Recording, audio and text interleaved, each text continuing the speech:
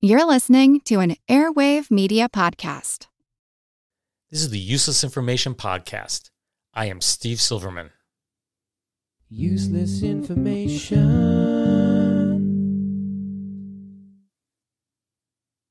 As you know, I typically ask what I refer to as the question of the day in each podcast.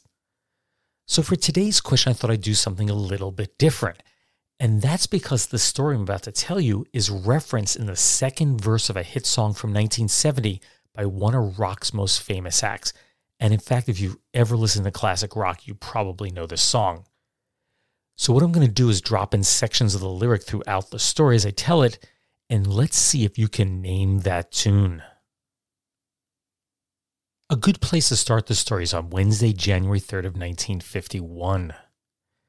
That's when Osage County Deputy Sheriff Warren Smith was driving on a seldom traveled road in the outskirts of Tulsa, Oklahoma, and he spotted a blue 1949 two-door Chevrolet. It appeared that the car had been backed into a ditch and abandoned there. So he stopped to investigate, and Smith was horrified by what he saw. The car was bloodstained and just riddled with bullet holes. Yet, surprisingly, there was not a body within sight. And there were no fingerprints or no footprints. There were no blood trails leading away from the vehicle. What was even more puzzling was the fact that the ignition key was still hanging in the car's dashboard. The car was registered to 33-year-old Carl Mosser, a successful tenant farmer from Atwood, Illinois. And this was further confirmed by $200 in traveler's checks made out in Mosser's name that were scattered throughout the car. It was quickly learned that Mosser, his 29-year-old wife Thelma, and their 3 children, that's 7-year-old Ronald Dean, 5-year-old Gary Carl, and 2-year-old Pamela Sue, they were all on their way to Albuquerque to visit Carl's twin brother Chris, who was, at the time, an Army lieutenant there. Which leads us to lyric hint number 1, and I'm going to try and say this without singing it. It's hard to do. Here we go. Take a long holiday, let your children play. What song could that be?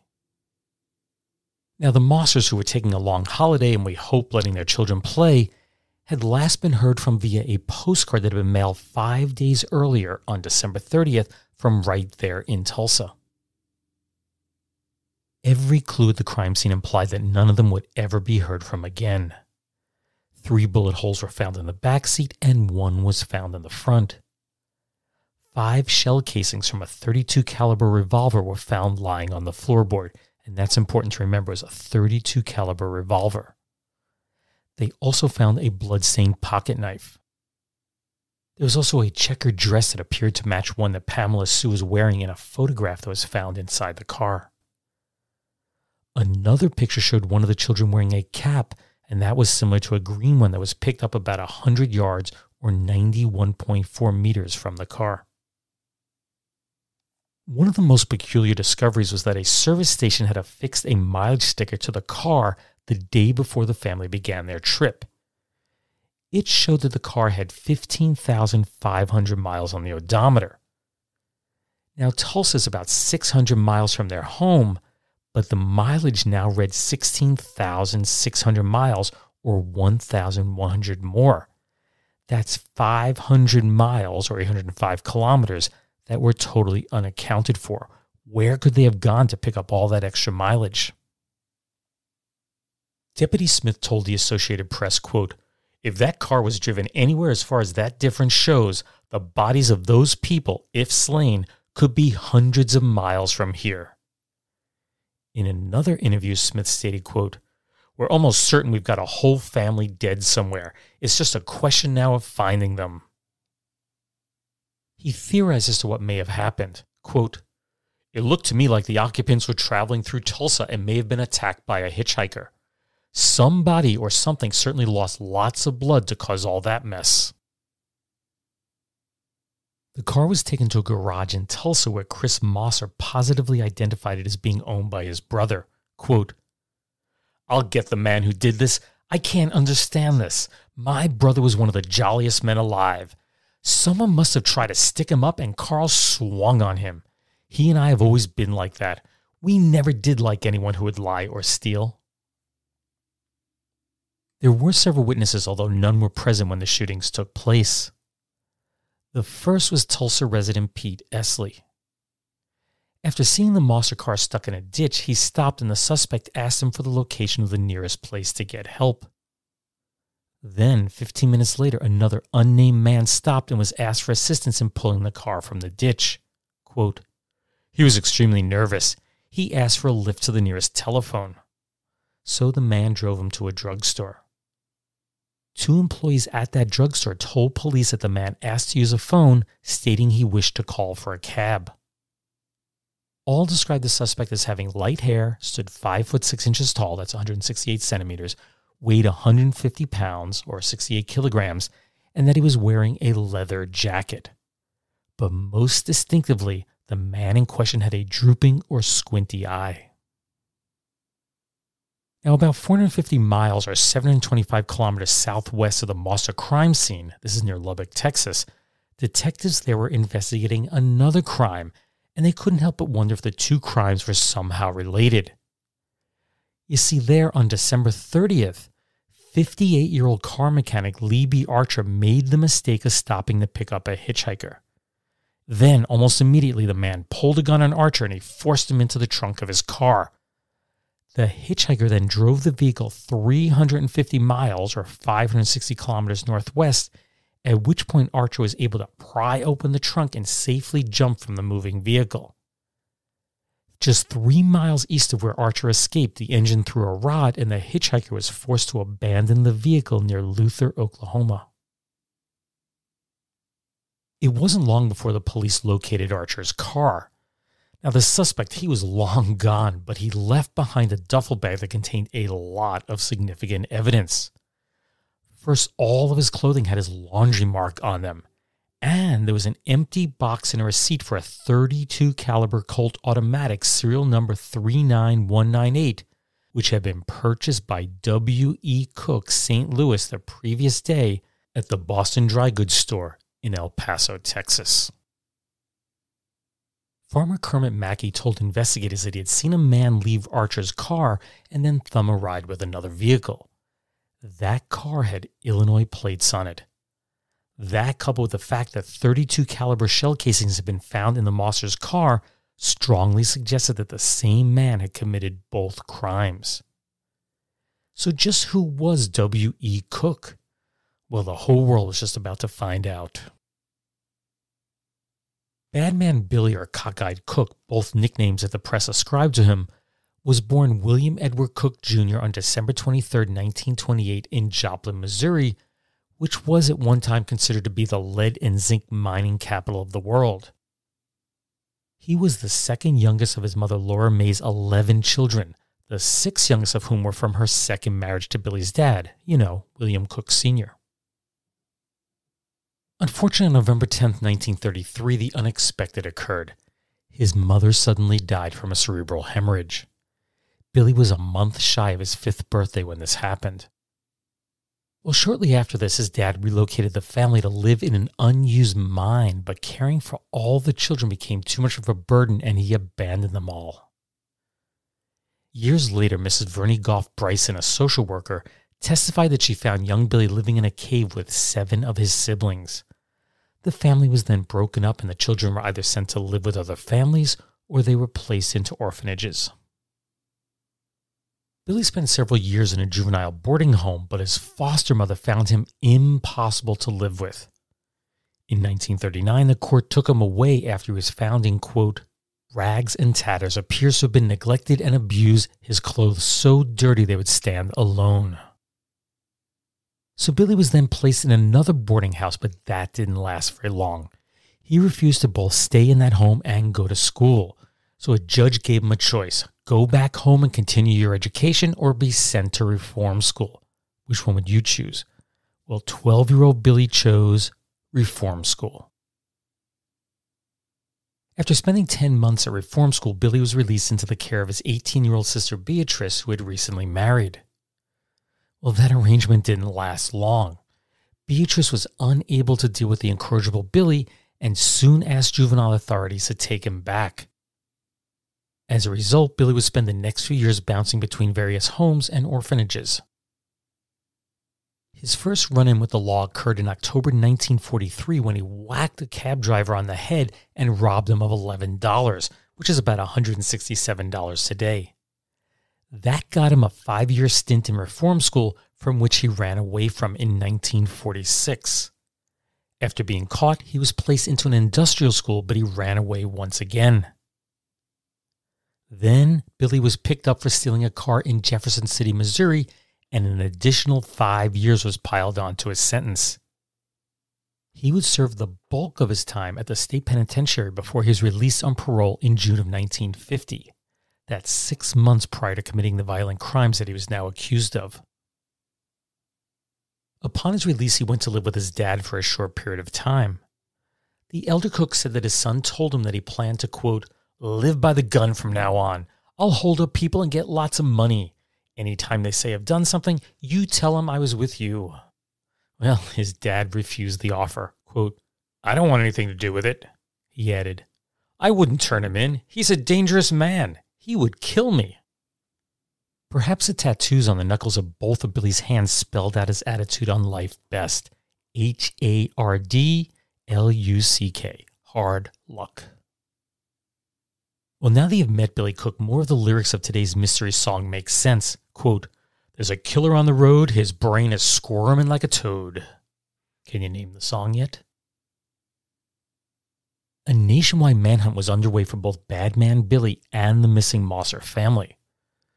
Authorities attempted to reconstruct their whereabouts before the bullet-ridden car was found on January 3rd, and from what they were able to piece together, Billy Cook and the Mossers had driven aimlessly throughout Texas, Oklahoma, and Arkansas for several days.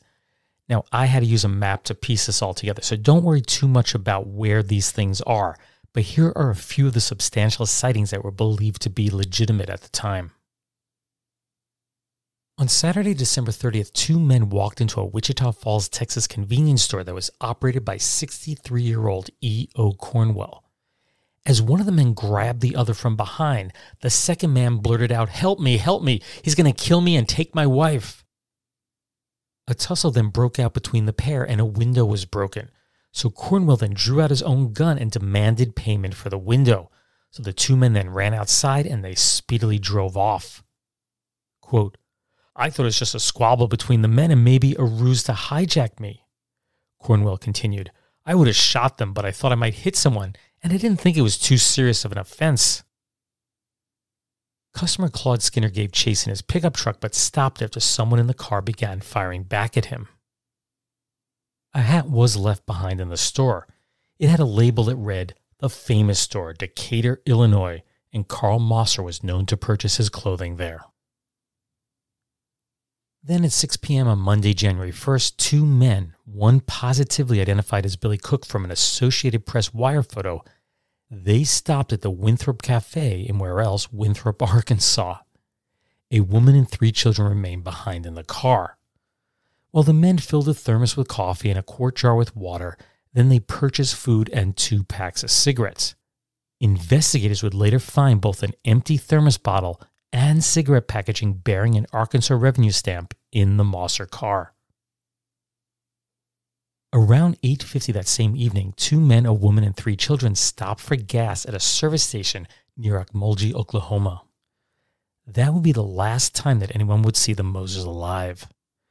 At 10 p.m., a man identified through police photographs as Billy Cook purchased gas in Henrietta, Oklahoma.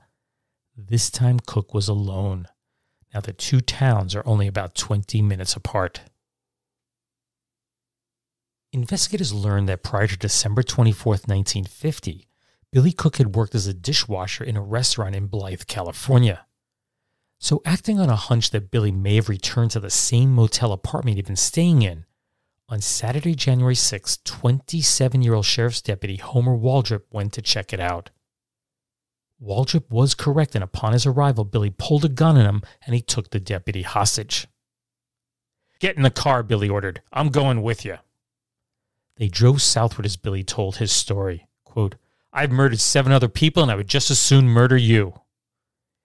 In addition to the Mosser family, he claimed to have killed 2 men in Oklahoma and buried them in a snowdrift, although those 2 bodies would never be identified or found. After driving for about 40 miles or 64 kilometers into the desert, Cook ordered Waldrop to stop the car and get out. Billy then tied him up, took his money and gun, and then sped away in the cop car. Cook apparently spared the deputy's life because Billy had worked in the same cafe where Waldrop's wife was employed.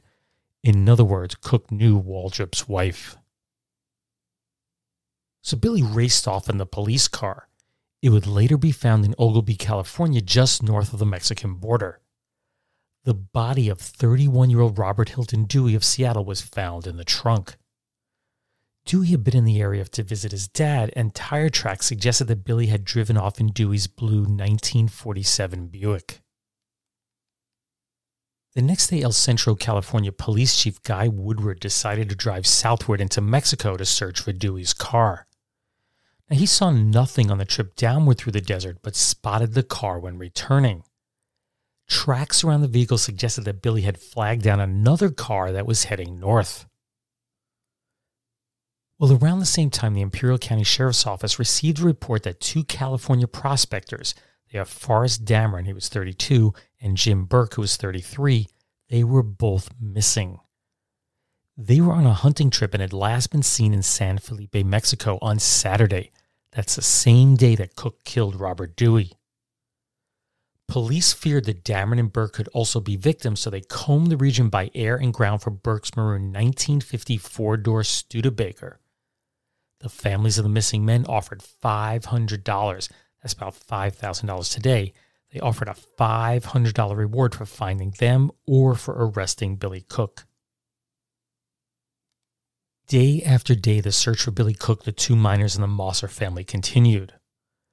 On Sunday, January 15th, the governors of Arkansas and Oklahoma proclaimed the day as the, quote, search for the Carl Mossers Day. An estimated 3,000 citizens combed eastern Oklahoma and western Arkansas, but they were unsuccessful. It would take the tip of a man named Harold Suman, who had served time in the Missouri Reformatory with Cook, to find them.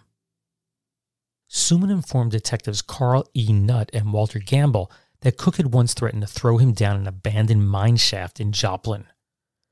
Suman's hunch was correct. On Monday, January 16th, the detectives found the bodies of the Mosser family and their dog floating in a 50-foot or 15.2-meter deep shaft that was 1 block from Billy Cook's former home. A $1,500 reward that friends of the Mossers had put up for finding the bodies was equally divided among those three men. Well, it turns out that just hours earlier, Tijuana Police Chief Francisco Kraus Morales had followed 3 men into a Santa Rosalia restaurant. He simply walked up behind Billy Cook, took the .32 caliber pistol from his belt, and he arrested him. Cook, who was suffering from dysentery, put up absolutely no resistance. His 2 hostages, Dameron and Burke, were unharmed. Well, it turns out the Mexican police picked up on their trail after Javier Gonzalez, a mine paymaster, reported having struck up a conversation with 3 men in the then semi-abandoned mining town of El Marmol. Gonzalez later saw a wanted poster in Tijuana and recognized Cook as being one of the men he had spoken to. It was believed that Cook had been temporarily holed up in a nearby onyx mine before moving on to Santa Rosalia.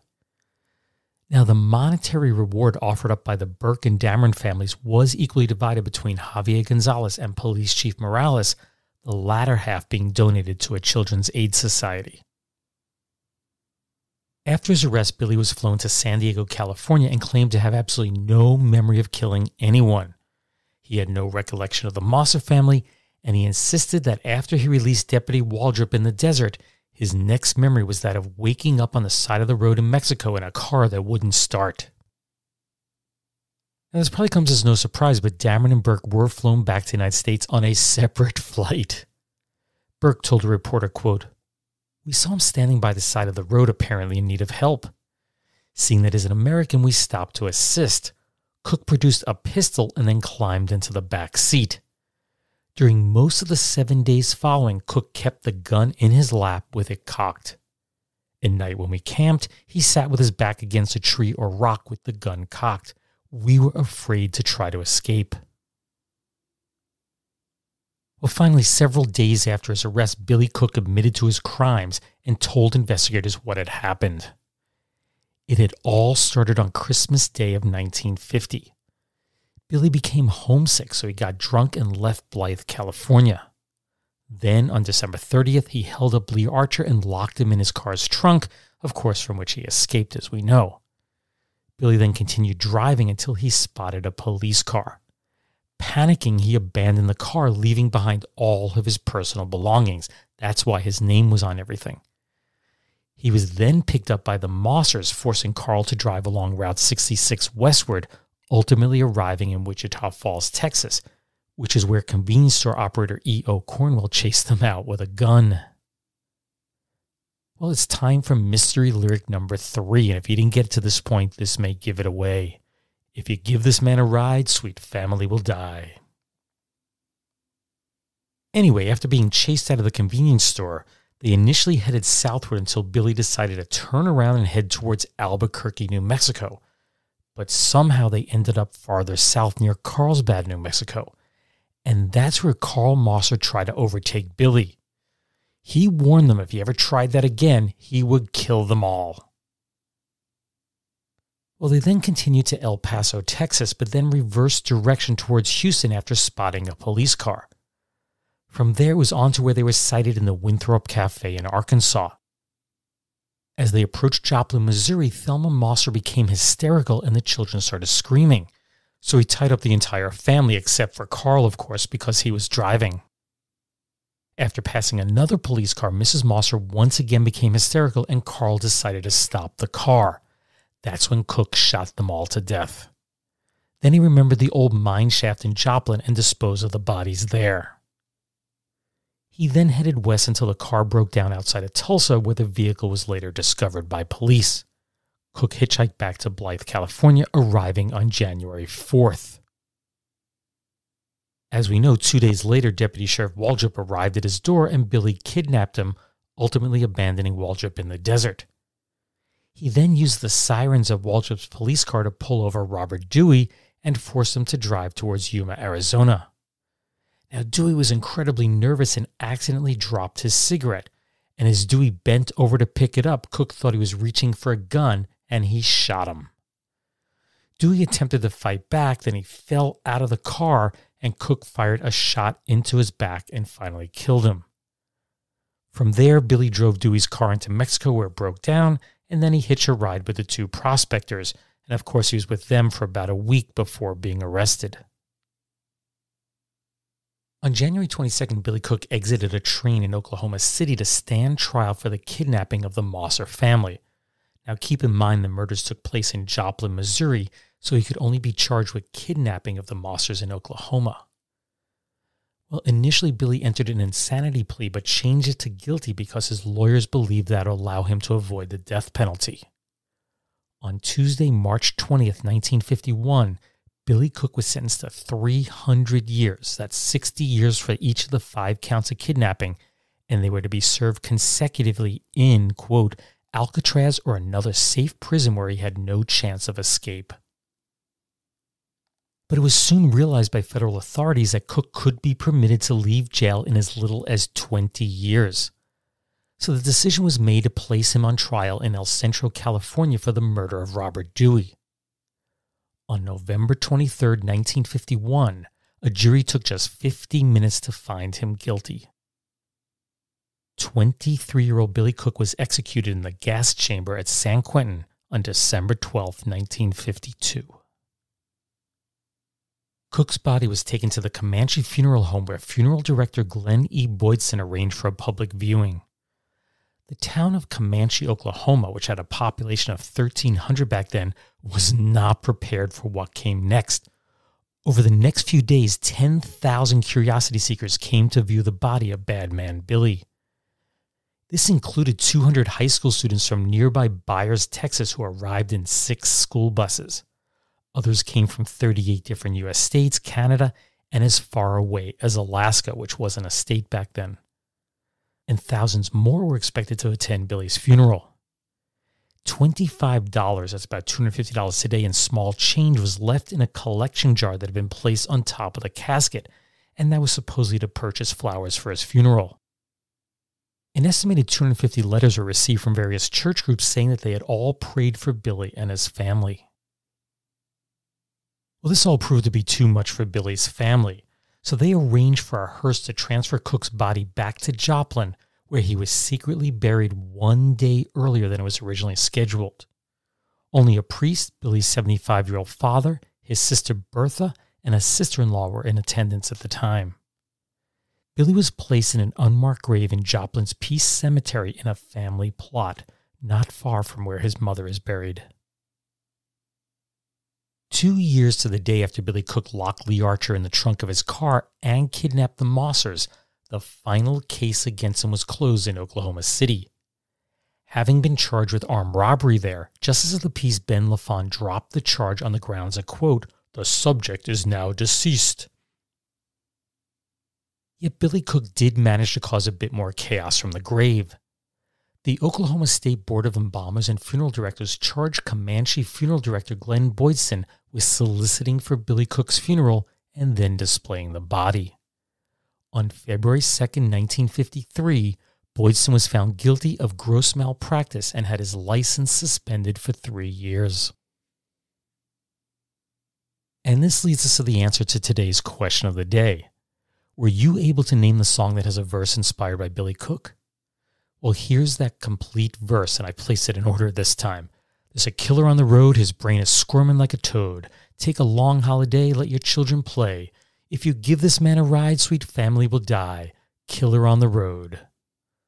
That is the second verse from Riders on the Storm by The Doors, which reached number 14 on Billboard's Hot 100 chart back in 1971. Jim Morrison had written those words as part of a poem he had titled The Hitchhiker, and from which he planned to base a movie on. Clearly, Billy Cook's murderous crime spree was a big inspiration on what he wrote. Now, the whispered lyrics that Jim Morrison recorded to create the echo effect in that song would be the last thing he ever recorded.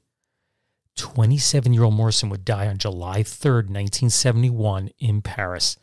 And since no autopsy was performed, his cause of death was listed as heart failure, although witnesses said it was due to a heroin overdose. I'll end the story with a statement Billy Cook made at the time of his arrest. I don't know why, this just kind of stuck with me as I was doing this. Quote, "I never had a friend in the world. Useless, useful, I'll leave that for you to decide." Get Rusco. Rusco. Get Rusco windows and doors from the Tulsa Window and Door Company. Get free estimate on Rusco. Now's the time. Call Madison 61189. Madison 61189. At the Tulsa Window and Door Company. You just heard 22 seconds of a really bad jingle, and now I get 23 seconds to say whatever I want while the dorky music plays in the background. So I'm announcing the biggest sale in history. Every single window and door is free. Yes, that's correct, totally free.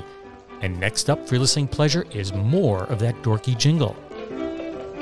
Get free estimate on Rusco. Now's the time. Call Madison 61189. Madison 61189.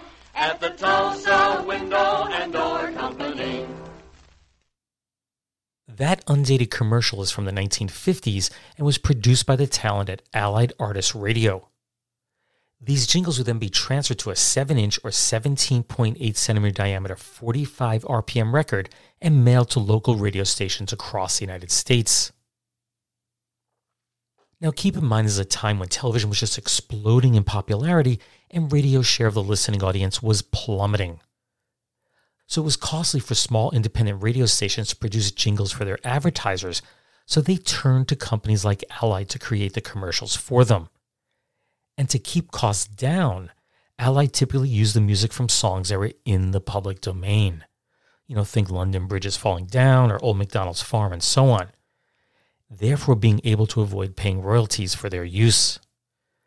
Now this did have one added benefit. The songs were so familiar that they were more likely to stay in a listener's head for a longer time. Of course, having a catchy tune with poor lyrics doesn't work to anyone's advantage. Or does it? I don't know. I couldn't find out much about the Tulsa Window and Door Company. Their print ads claimed that they were Oklahoma's oldest window and door company and that one should call Fred Slack for an estimate. As you heard, they specialize in Rusco brand windows and doors. Now, I had never heard of Rusco and was surprised to find out that they are still around. They've been manufacturing windows and doors since 1937.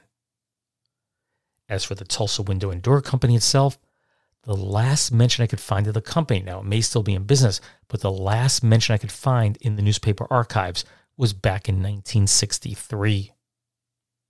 If you'd like to hear more of these Allied Artists ads, the Internet Archive has a collection of 122 of their commercials available to listen to for free. You just go to archive.org and do a search for Allied Artists Radio, and it should pop right up. Some of the spots are worse than this one, and others are actually much better. I'll probably include a few more of them in the podcast over the next few years, so just stay tuned for that. But there's a definite sense of innocence in each one of them. In other news, here are 3 stories that all have to do with secret marriages, so don't tell anyone. In our first story, which is dated January 2nd of 1906, it was reported that teacher Miss Mana E. Hall had submitted her resignation to the Board of Education in Sedalia, Missouri. Her reason for doing so is that she had secretly married Herbert Stone the previous July. And as I've mentioned before in this podcast, back then female teachers were expected to resign from their positions as soon as they were married, which is something that Miss Hall chose not to do. The reason she didn't tender her resignation was that the new couple was dependent on her salary until Mr. Stone could secure a permanent position. He had been employed at various drugstores in Sedalia, but his most recent job had been at the Missouri Pharmacy, which had closed and was now in the hands of creditors. But he wasn't unemployed. He was working as a clerk at the Chamois drugstore at the time of his new bride's resignation. It turns out that Mr. Stone had been renting rooms at 236 South Missouri Avenue, and that was owned by Miss Jenny Hall, who just happened to be the mother of his future bride. Well, Mrs. Hall chaperoned the young couple on a fishing trip in July 1905, and the couple decided to step away from camp and then get married. In our next story from January 9th of 1913, Dr. John C. Cotter, who had practiced medicine in New York City, surprised his entire hometown of New Bedford, Massachusetts, when he revealed that he'd been married for the past 12 years and was the father of 2 children. Dr. Cotter was a bit of a celebrity in New Bedford because he was a star athlete in college, had played professional baseball, and had coached the basketball teams at both Fordham and Columbia universities. He had met his wife while interning at the New York Foundling Asylum, and at the time of their meeting, the former leader Perrault had just arrived in the United States from France and was working as a governess at the asylum. It's unclear why Dr. Cotter opted to keep his marriage a secret from all his friends back in New Bedford.